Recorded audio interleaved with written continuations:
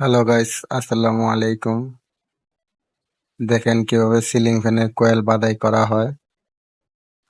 আমার এই ছোট পোলা সিলিং ফ্যানের কয়েল বাদাই করতেছে। তার নাম মোহাম্মদ দুলাল মিয়া। ভিডিওটি ভালো লাগলে লাইক, শেয়ার, কমেন্ট করে দিবেন।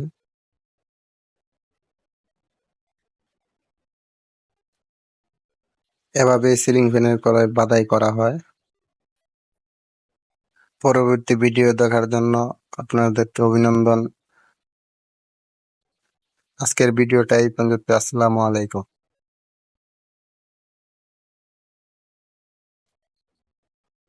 হ্যালো গাইস, আসসালামু আলাইকুম। দেখেন কিভাবে সিলিং ফ্যানের কয়েল বাদাই করা হয়। আমার এই ছোট পোলা সিলিং ফ্যানের কয়েল বাদাই করতেছে।